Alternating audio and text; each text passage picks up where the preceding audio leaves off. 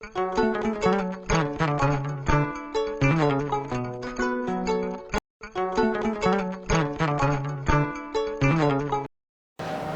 ni waliɲumandɔn an bɛ a kɛ ka di maliden cɛman ni musoman bɛɛ lajɛlen ma.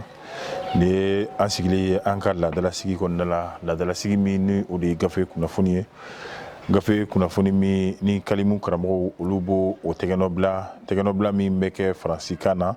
an bɛ a b'o la ka na bila bamanankan na min b'a to kunnafoni bɛɛ lajɛlen bɛ i ɲɔrɔta ka se k'o sɔrɔ a la cogoya min na. O hukumu de kama an bɛ sigi tɛnɛn ka taa bila fo juma kɔni na, min ye gafe sɛbɛnniw kɔni bɔlen yɛrɛ kɔni kɔfɛ, anw bɛna lajɛ ka se ka kumabaw ko olu tɔmɔ ka bilasirali ko o kɛ ni olu yɛrɛ kɔni fana ye. Bi an bɛ waati min na min ye soir de Bamako ye ni bɛɛ lajɛlen b'a dɔn, Bamako wula la n'o o y'a to dunkan ye olu ka bi bɔ la, i b'a ye k'a fɔ min bɛ tali kɛ gɛlɛya damadɔ la walima kunnafoni damadɔ la, a kɔni i da don olu la. Anw bɛna a lajɛ kumaba min n'an bɛ se ka an da don la ka se ka olu walawala malidenw ye. A fɔlɔ i bɛna ye k'a fɔ min ye M5RP, i b'a ye k'a fɔ min ye olu kɔni ka jɛkulu in cɛla a bɛ i na komi min ye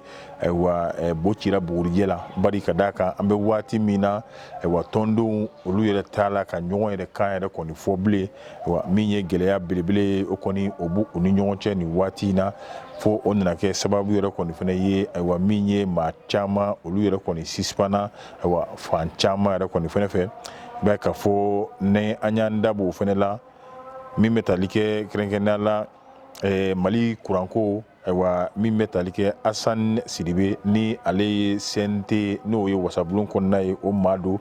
a ko ni Ala kɔni ma baasi kɛ kuranko gɛlɛya min yɛrɛ kɔni tun b'a la, ko a bɛɛ lajɛlen kɔni na dalakuru a tɛmɛ ka sababu yɛrɛ kɔni kɛ olu ye taama kunkuru min kɛ min bɛ tali kɛ an ka énergie olu ka cakɛyɔrɔ min ni o bɛ tali kɛ Balenge ale ni Sirakɔrɔ ale yɛrɛ kɔni fana la.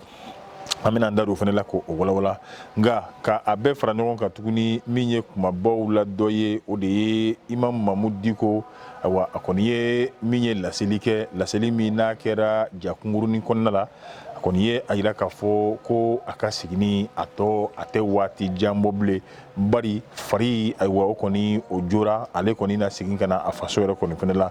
Ni Ala sɔnna ma an na o fana walawala ka malidenw k'olu kunnafoniya ni Imam Mamudu Diko ale yɛrɛ kɔni ye wele min yɛrɛ, ale kɔni ye laseli min yɛrɛ kɔni fana kɛ. Ka yanni an ka t'o bɛɛ la sa Sidiki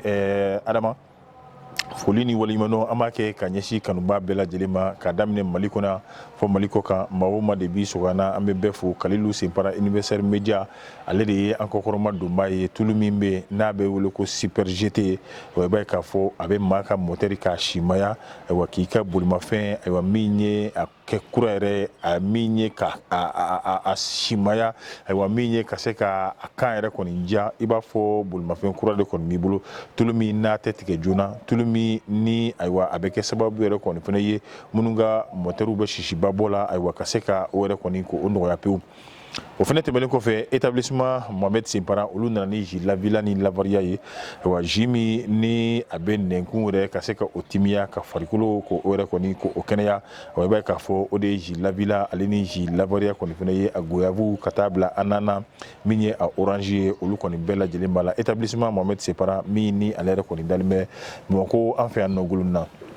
Adama ni an bɔr'o la an bɛ foli kɛ min y'an ka musokɔrɔba ye Deyi Fatu, an bɛ a fɛnɛ fo nin waati in na ka sababu yɛrɛ kɔni kɛ a bɛ an yɛrɛ kɔni fɛnɛ fɛ yan nɔ,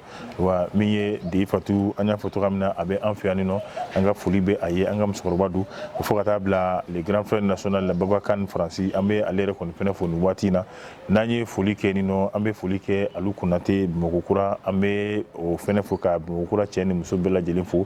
fo ka taa bila kanuba fɛn fɛn banna an bɛ bɛɛ fo, k'a daminɛ Jariyetu Ditimana Watara ale ni Nɛmatu Layi Ture, an bɛ ninnu bɛɛ lajɛlen fo. Ninnu ye ONG n'a bɛ fɔ cakɛda minnu yɛrɛ kɔni bɛ ni olu yɛrɛ kɔni ye baɲumankɛ tɔnw ye, a kɔni olu bɛ baara kɛ, an b'u fo k'u waleɲuman dɔn. Adama teliyala min ye gafe ye an n'an teliya ka don kɔnɔ yaasa malidenw olu yɛrɛ kɔni na se ka kunnafoni yɛrɛ sɔrɔ cogoya min na. Universel Media anaka produit kura moteur tulu Super GT moto ni mobile aw ka moteur ko gole ya bana pew moteur tulu Super GT electrique lebe moto uta aya wasa do Universel Media ka moteur tulu la Super GT qualité supérieure kabo Saudi ya jamanaka 4 litres voiture uta nga mobile manga mandi shishikuru bi chare no fe mbalema muso yimi wasa do moteur tulu Super GT la Kiga moteur keneya kaka sigi tulu kelembew moteur tulu Super GT 20 litres remarque ni benu ndayo ye Universel Media ka huile de moteur Super GT qualité supérieure a chamamba sanda modibo kure kama feido Universel Media la bozola wonindala na makojora kuna foni wala labese ka weleli ke 2021 36 67 wala ke 78 80 02 42 awese ka 83 78 58 18 fene Congo Universel Media ka moteur tulu Super GT moteur tulu la qualité nyumango dad Sigatala adama bono nga kuma dugo taninga sigi bana mina te jonito ibafo anya fo tuga mina mimetalike wa krengen la M5 RPR kon la ko dawulila sungala wore kon maye bi ambe wati mina minye M5 RPR kon nay wani avizdanga ni mi re kon dalime dokotoro shugel ko la mayga ka ni alere kon ye Buba Traoré bi ambe wati mina wa ko Buba Traoré ale kon mbora ajorola bari kadaka ale ko mika minye M5 pere koni nyema ya mine ka sababu yere koni ke Buba ibai ka fo minye aiwa compétence ro doa walima minye donia de wa ote Buba Traoré koni penela mimba to ninje kulu belebele ale na seka onye mine to ga mina o mini o kera Buba joro o koni ona khalifa mamina o de 3e vice-président ni o de aiwa Imam Umaru Jara Imam Umaru Jara ale mi blala ni joro koni penela aye minye gele ya mise mi yere koni be jekulu yere koni konnala mais ka fo olu yere koni fene ye alanyini ambe wati mina ni ya jete mine FSD no oye Front pour la sauvegarde de la démocratie EMK no oye Espoir Malikura ale ni PPC pôle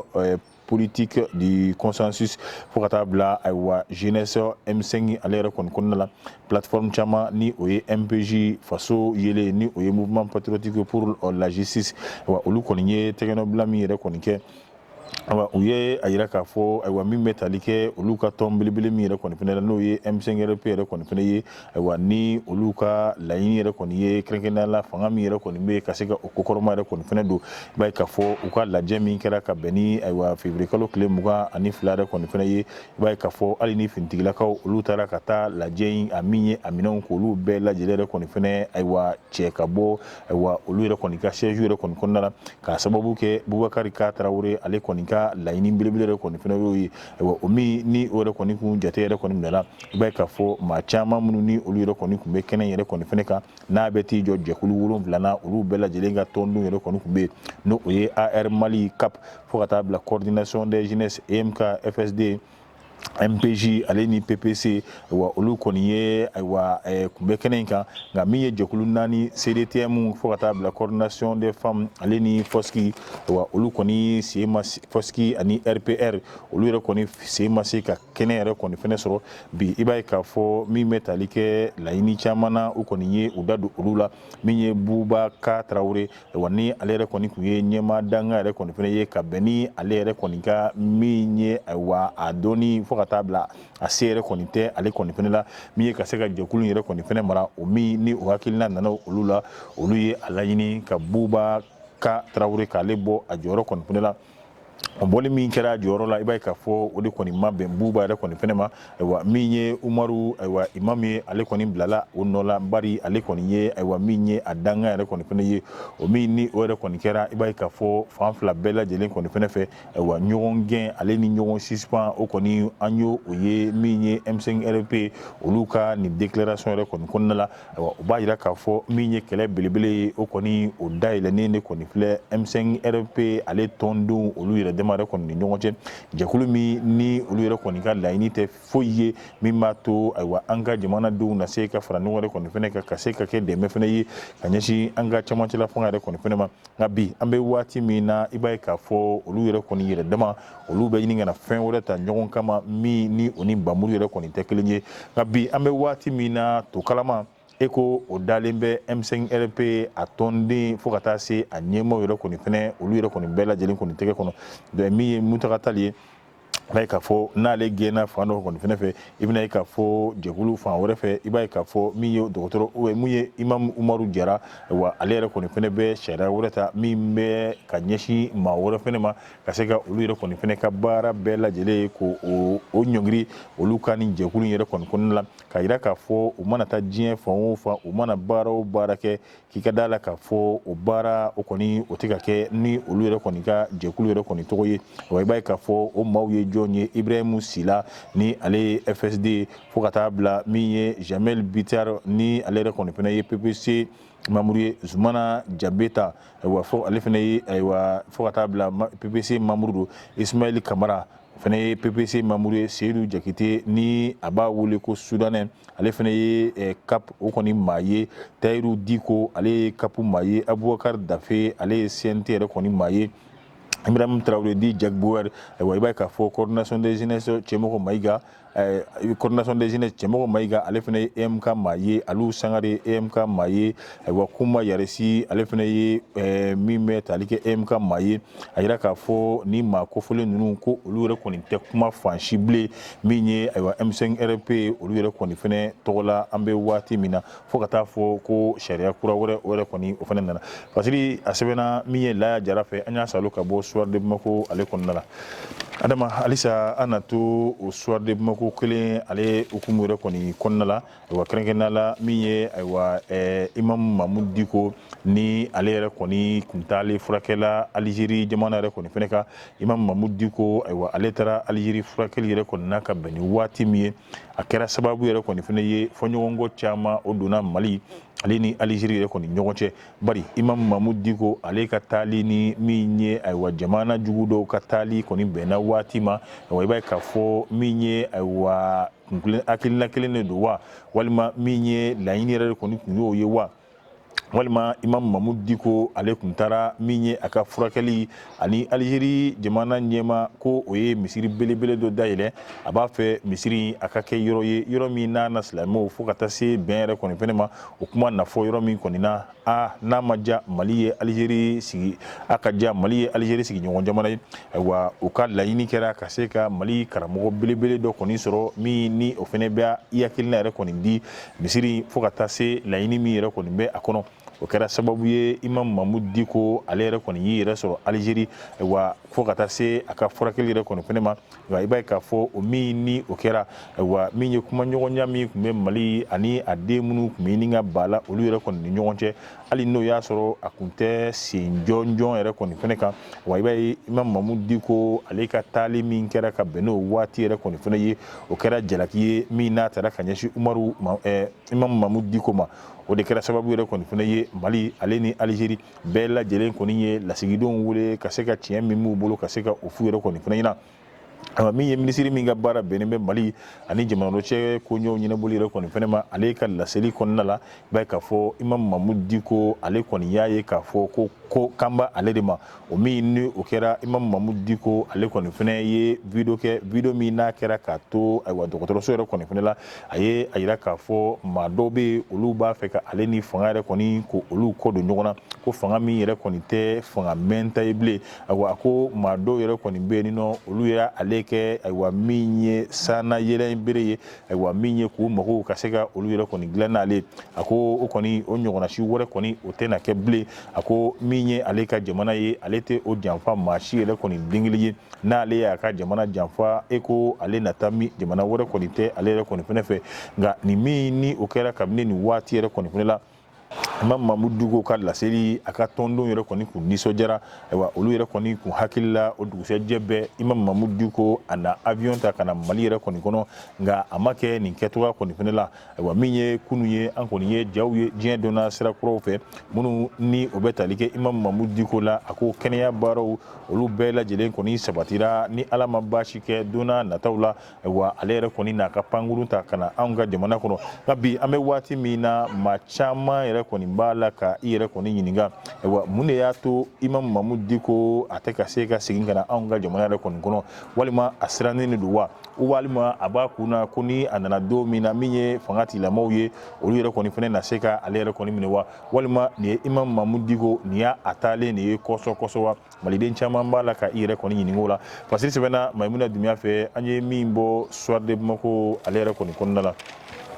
adama ka se ka fasiri datugu ayiwa min ye wasabulon kɔnɔna kɛrɛnkɛrɛnnenya la min ni olu ka cɛsiri bɛnnen bɛ ayiwa kuranko ale ayiwa kibaruyaw bɛɛ lajɛlen ma olu ye taama kɛ taama min ni a kɛra kɛrɛnkɛrɛnnenya la Balenge ale ni Sirakɔrɔ ayiwa laɲini tɛ foyi ye yasa ka se ka min ye ka u hakilina ka se ka a dɔn ayiwa min ye an ka minɛn minnu kɔni bɛ kuran di an ma ayiwa mun de bɛ yen nɔ min b'a to ayiwa kuran a tɛ ka sɔrɔ a sɔrɔcogo yɛrɛ kɔni fana la u ka baara ninnu kɔni kɔnɔna la u ye a yira k'a fɔ min ye sunkalo ye ale kɔni b'a la k'i sɛnsɛn Mali ɲɛmaaw u b'a la ka baara bɛɛ lajɛlen kɛ min b'a to ayiwa kuran o na di malidenw ma a ko minɛn minnu yɛrɛ kɔni bɛ yen a ko o baara caman yɛrɛ kɔni kɛr'o la a ko an ka tiɲɛ yɛrɛ kɔni fɔ min ye tajiko ye o de ye gɛlɛya yɛrɛ kɔni fanba ye yasa ka se ka taji yɛrɛ kɔni sɔrɔ fɔ min ye an ka santarali ba naani min bɛ yen nɔ ko olu bɛɛ lawuli k'u jɔ u yɛrɛ kɔni fana sen kan wa min ye commission misiri président ba ye n'o ye Asani yɛrɛ kɔni fana ye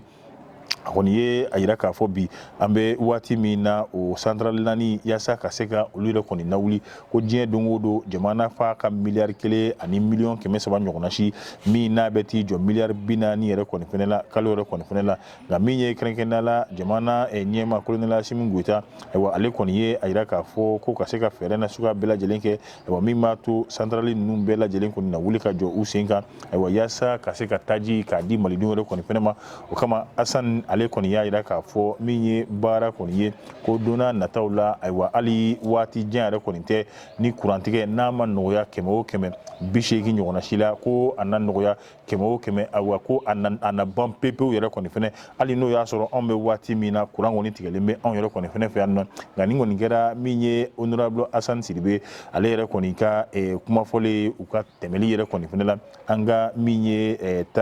kuran bɛ bɔ yɔrɔ min kɔni fɛnɛ la n'o ye taji n'o ye énergie yɛrɛ kɔni y'an b'a fɔ cogoya min na a bɛ fɔ min ma ko ayiwa taji o kɔni o commencera ka di anw ka jamana yɛrɛ kɔni fɛnɛ ma a ko min ye AES hukumu yɛrɛ kɔni kɔnɔna la ko Niger ale sɔnna min bɛ tali kɛ kɛrɛnkɛrɛnnenya la taji la ayiwa a litiri 1 k'o di anw ka jamana ma dɔrɔmɛ 40 ani dɔrɔmɛ 6 yasa kurantigɛ o na se ka nɔgɔya anw fɛ yan cogoya min na Fasiri a sɛbɛnna Yusufu Konate an y'a bɔ Soir de Bamako kɔnɔna la adama ayiwa Fasiri kɔni nin ye a dala kurulen ye nka yanni an ka taa adama bi an bɔra min ye commune 1 yɛrɛ kɔni tribunal la ayiwa min ye an kun taara an mago wɛrɛ ɲɛɲini na o mago sen fɛ ayiwa an ye jamaba maa caman olu yɛrɛ kɔni bɛ min ye tribunal yɛrɛ kɔni kɔnɔna la ayiwa min ye ayiwa Ajiwa ni ale kɔni ye an ka sifinnaka ye dɔnkilidala yɛrɛ kɔni fɛnɛ don ayiwa olu kɔni tun bɛ yasa ka se ka ale kɔkɔrɔma don k'a kɔkɔrɔma don k'a sababu kɛ mun ye minnu ni olu yɛrɛ kɔni bɛ kɛlɛla ni o ye ɲɛnaminimafɛnw o bɛ sɔrɔla maa minnu kɔ ani o bɛ maa minnu bolo ayiwa ka se ka o bali anw ka jamana yɛrɛ kɔni kɔnɔna la cogoya min na a yira k'a fɔ ko olu yɛrɛ kɔni ka wulikajɔ yɛrɛ kɔni fɛnɛ la o kɛra sababu yɛrɛ kɔni fɛnɛ ye min ye Ajiwa ye u tɛgɛ kɔni dara kan bi ni o ye tɛnɛndonya yɛrɛ kɔni fɛnɛ ye commune 1 na kiiri tigilamɔgɔw min ye taa ni ka segin yɛrɛ kɔni fɛnɛ ye Ajiwa ni a b'o la olu yɛrɛ kɔni wa bolo ye nin nɔ a kanubaw an y'a fɔ u caman min ye mototigi fɔ ka taa se bila mobilitigiw la hali filɛlikɛbaw olu bɛɛ lajɛlen bɛ kɛnɛ in kan ka taa a ko lajɛ a bɛna kɛ cogo di a bɛna laban cogo di an bɛ dugawu kɛ yarabi fiɲɛbɔda ɲuman ala k'o di kamalen yɛrɛ kɔni fɛnɛ ma cɛ dɔ kɛra ten fɛnɛ ayiwa dɔ kɛra ayiwa min ye nin ɲɛnaminimafɛn ninnu ye dɔnkili bɛ se ka da ka sɔrɔ i ma ninnu k'i taala ye han an bɛ dugawu kɛ yarabi ala ka an bɛn kelen ma wasalam. Établissement Mohamed Sembara et Frères Distribution a fɔ aw ka jiriden nɔnɔ gwɛrɛgwɛrɛ bisilen k'u lasago a kanɛtilama n'a carton lavila mangoro a lemuruba a ndomi a jiridenw ɲaaminen n'o ye mixi ye fo ka taa se jus Lavaria ananas mo, jus Lavaria goyave, jus Lavaria pomme, jus Lavaria lemuruba. Olu kɛrɛnkɛrɛnnen do carton kɔnɔ ka ninkun lafiya ni ka farisogo labalo. A y'a wasa don établissement Mohamed Sembara et frères distribution a ka gamme Lavila ni Lavaria la. N'a mago jɔra établissement Mohamed Sembara et frères distribution ka jus la a caman ba sanda i b'i kunna ngolonina kan wali kelen i ka weleli kɛ 66 72 62 08 wali kelen 78 35 35 35 a bɛ se ka 76 41 99 11 fɛnɛ kɔ nkɔ. Établissement Mohamed Sembara et frères distribution a ka jus Lavilaw ni jus Lavariaw kɛnɛya kɔrɔ donna